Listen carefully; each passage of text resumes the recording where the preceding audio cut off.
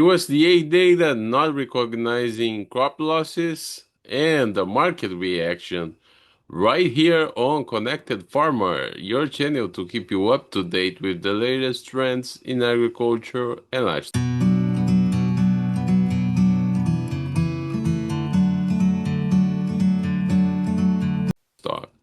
So, Jerry, we have done our crop tour. We have seen a lot of pollination issues. We have seen a lot of crop losses in central Illinois that may affect the national output in the US. And we have got a lot of attention with our video on the tour. I will be uploading more about that tour.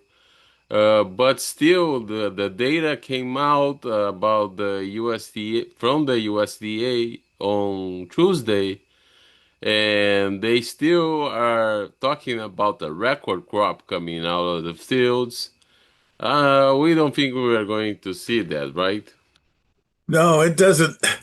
The interesting thing about driving by a field, it can look tall, it can green, it can look pollinated, all that good stuff. But until you actually stop, and you can't stop at every field, there's no way you can do that. But at the same time, making some stops, either one or two times in the county, and garnering the yields in utilizing the basic approach that the USDA uses. We sure didn't see that kind of production prospects. I think the one thing is that uh, that the this particular survey in August is based from observations from the producers and also other trade officials and things like that. It's not the USDA's enumerators out there first counting ears and stocks and stuff like that. That'll occur in September, and then in October they will then start taking samples from these fields just before they're going to be harvested. So that's quite a difference the situation as what we did out there and actually walked into the fields and took samples and then counted rows and kernels and number of ears and all that kind of stuff. So not to say that we always hit the exact average for the field, but at least we went ahead and got some hard data and not just general observations. And I think that particular idea has really hit a core here. There's other people saying similar situations as to what we were talking about in our video and what we saw in that, particularly in Illinois, in that Iowa, we didn't get far enough out into the state to really get a good sample. We did get an important area of east central Iowa in that, and so yeah, But we interesting. have, yeah, we have received a significant feedback about that tour and our video on that tour. By the way, if you didn't see the video, we are going to be putting the link on the description again. But we are receiving feedback from farmers in many regions, and they have the same problem in Nebraska and other states. Totally agree. That's the interesting feature. The what's prompted the differences of opinion is the fact that the overnight heat uh, for a good yield, you need to end up having the overnight temperatures fall really because of the humidity that's out there and that if you don't get those overnight heat degrees down in the low 170s, in essence, uh, if you keep in the high 70s and low 80s, that humidity and that temperature continues to make the ears and the plants work. And so they continue to shrink back their ear length and tip back if you have to like to use that. And that's the real insidious thing that you cannot see driving down the roads and looking at nice green plants. And you can't see any water holes and all the other issues that could prompt concerns about a corn crop. And that's the thing that I think is going to be quite interesting. It's going to be highly important as what the upcoming ProFarmer tour, which begins tomorrow morning, and also Columbus, Ohio. And then they move across to the Midwest from east and west, and ultimately end up in Rochester, Minnesota, with basically four full days of observations in that. And I think that's going to be quite an eye opener at this point because of what we just described, this overnight heat prompting a more dynamic tip back in these fields along the way. Now, we actually on our tour when you and I took out to eastern Iowa, we even found one of the pollination issues where we went in the field and it was just a complete bust. We decided, in retrospect, I think I should have, and you and I should have went further into the field and looked for a different spot, but we went to a different field instead because I just knew that was not typical for that region and that county. But anyway, that being said, the one thing that did happen while I was going out to our county fair, run into quite a few people, producers out there that said that their yields in Whiteside County, where my wife grew up, and that their yields seem to be hanging together.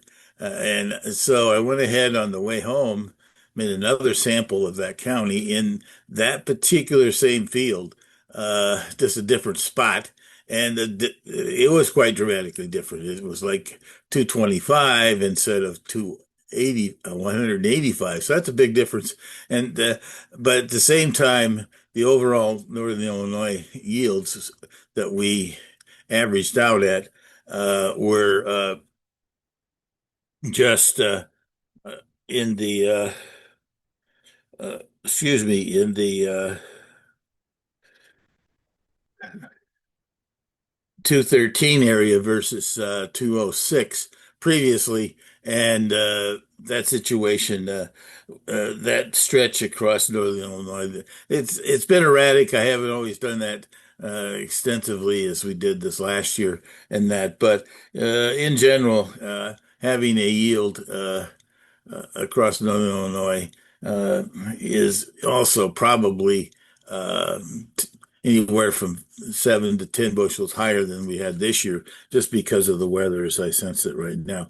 The Northeast, or excuse me, the East Central part of Iowa had a very good yields, and since that's on target, some people were talking about that the in Illinois that their averages were going to only be near their 5 year period, which I went ahead and did that average myself on our counties that we do right around Bloomington, Illinois, and the average has been around 210 bushels.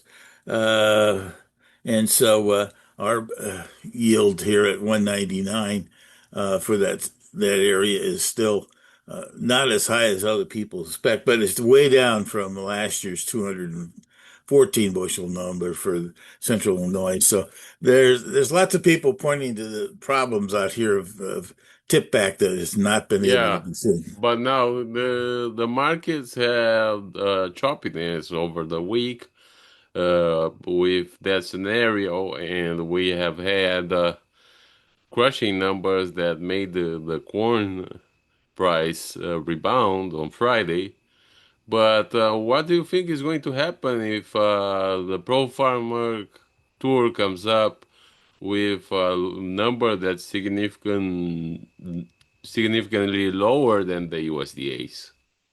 Oh, it could easily provide a base and can further strengthen the prices. And that it's interesting in the fact that comparison as the style we did, along with what ProFarmer does versus the USDA's numbers, I think it will end up pointing out that more information about the USDA's numbers. I think that's part of the reason why corn bounced back on Friday was the fact that I think people started to realize that the number the USDA put on Tuesday, which was a shocker here. Let's don't say anything that wasn't 188 bushels type number, and that which is 9 bushels or more above last year's total, which was the highest we've had in on previous USDA numbers, maybe if it pushed the limits. Now, the key thing is that will it bring it down enough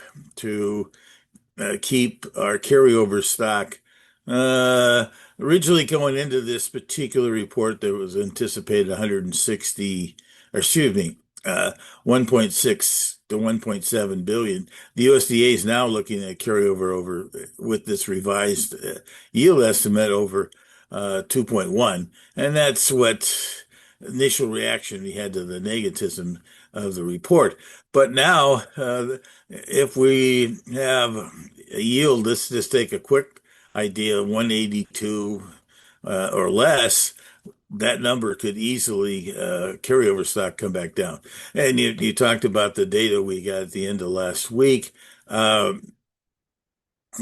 the U.S. soybean crush came through about 5 or 6 million higher during the month of July uh, from the NOPA numbers, which is the Soybean Association, Crushers Association numbers.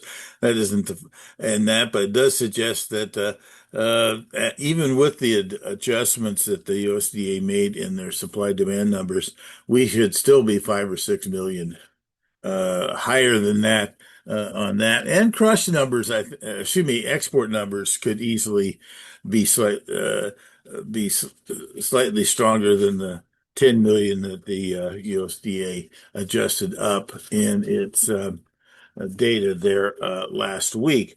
On old crop now. Now, new crop is all dependent on what kind of yields we have. USDA's yields on beans that were up 1.1 bushels from their trend line yields. That one is a very, very difficult one to make any observations in that. We didn't have the time, unfortunately, to do as extensive a job as the ProFarmer tour does, where they make comparisons and make counts on their so many stocks of beans and that type of thing. Very useful, could be quite revealing when we see the data on this thing coming through on Friday, or excuse me, Monday through uh, Thursday on data from various locations along the way. But as I said, the physical data here in the fields are going to be so important as to see what kind of potential yield we might have.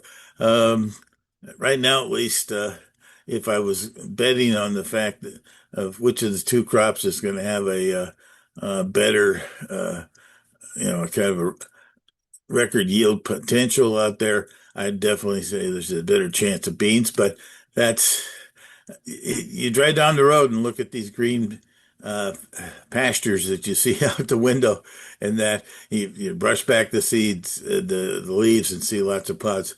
It's hard to make a great judgment on that, but it's important to see a better counts than just driving down the road, which I think was a big factor in what we saw in the estimate we got out from the uh, producers and trade people on Tuesday of this last week. No, yeah, in order to finalize, also on the background, we have the fact that one of the exchanges in Argentina is increasing the corn crop by 20%. So, how do you think that's going to impact the market, combined with this probability that the U.S. crop will be reduced from what was previously thought? Yes, I did see some of those updates from South America, both in Brazil and in Argentina. The second crop corn in Brazil definitely looks like they're going to see another 4 or 5 million metric tons. The Argentine crop was, also a potential that, and unfortunately, right now, one of our main buyers, China, is not considering buying U.S. unless they have to at this point, having more production in both corn and soybeans in South America. I don't know about beans is going to be dramatically better, but definitely corn there is seeming like the later numbers out of both those countries are being there. And interesting right now, at least, even from the standpoint of they're utilizing South America beans, so they're not even looking at starting their corn imports. They're just getting started in Brazil and that to get it there. And so that's going to be going to reduce our export activity here in the U.S. this fall. So South America crops have been a big factor in Chinese demand going forward, and they're going to continue to be that. I don't know what we can say about the scenario here of Putin and Trump getting together there in Alaska this weekend. Right now, at least, no one knows exactly what's going to happen or doesn't happen in the thing. It would, I think, be a positive for Ukraine's output if they didn't have to worry about worrying about bombs and troop movements and all that kind of stuff in their country. But at this point, Putin has always talked a lot about doing things, but never did much. So, except continue his onslaught of the war. So that'll be another factor that'll be looked at as we go forward in this thing. But right now, this coming week's numbers are coming. Market activity will be highly focused on the ProFarmer tour that's proceeding here from two different locations, one in the west and one in the eastern Corn Belt, and the data there. And let's see if they find the kind of disparity between what it looks like from the road and what it looks like inside, as we did right now. I think there's definitely some indications that could be the case, but until we see the numbers, you never know. All right, thank you very much. Yeah, great weekend, and it's going to be interesting on the data coming forward. Have a good day.